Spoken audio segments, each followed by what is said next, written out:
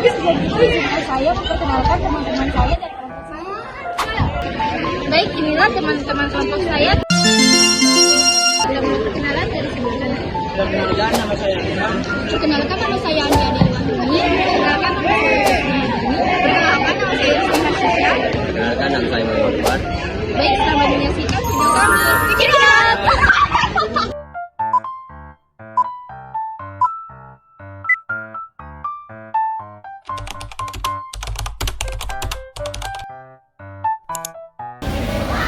Baik, energi terbarukan adalah sumber energi yang berasal dari alam yang dapat diperbarui terus-menerus. Manfaatnya dapat di berbagai aktivitas manusia.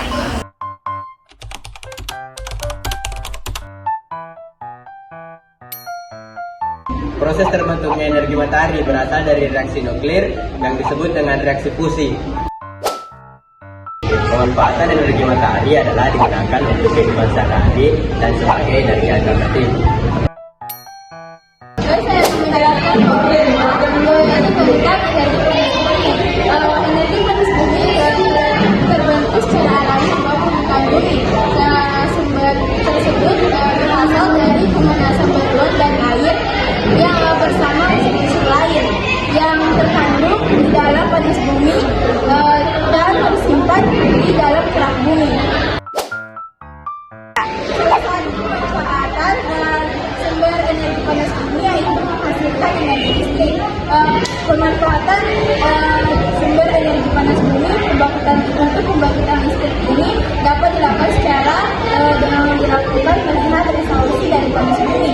Contoh pemanfaatan energi panas bumi yaitu yang pertama pemanasan kolam renang, yang kedua penghazilan hasil petani, dan kemudian hasil petani, yang ketiga yaitu budidaya jamur, yang keempat pembuatan ulang aren, dan yang kelima greenhouse dan lain-lain. Baik, saya akan menjelaskan proses terbentuknya energi angin. Proses terjadi energi angin karena adanya perbedaan tekanan udara di dua tempat yang berbeda. Perbedaan tekanan udara ini akan mengakibatkan terjadinya tekanan udara dari daerah yang tekanan udaranya lebih tinggi ke rendah. Pemanfaatan energi angin. Energi angin dapat menggerakkan kincir angin sebagai pembangkit listrik. Dengan menggunakan energi ini, kita dapat mengurangi polusi dan pencemaran udara serta menjaga keutuhan cadangan bahan bakar.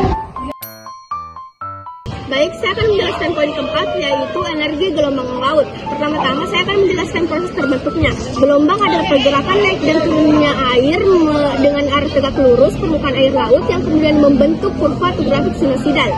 Gelombang disebabkan oleh angin. Angin di atas lautan kemudian mentransfer energinya ke perairan yang menyebabkan riak-riak, alun atau bukit, dan ini menjadi apa yang kita sebut dengan gelombang.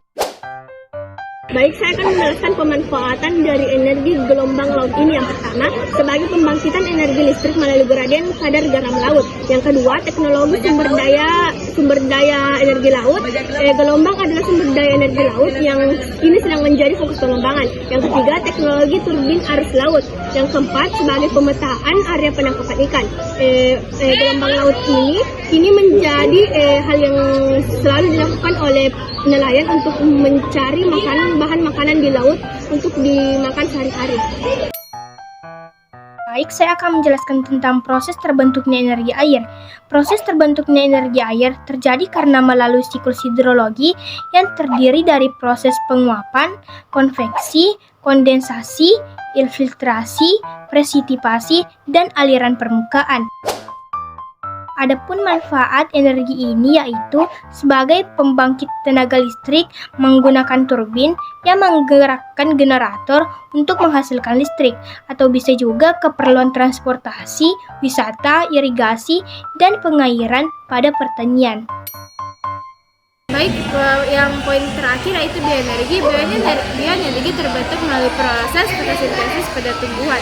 Pada proses ini, tumbuhan menggunakan sinar matahari untuk mengubah karbon dioksida dan air menjadi gula dan oksigen.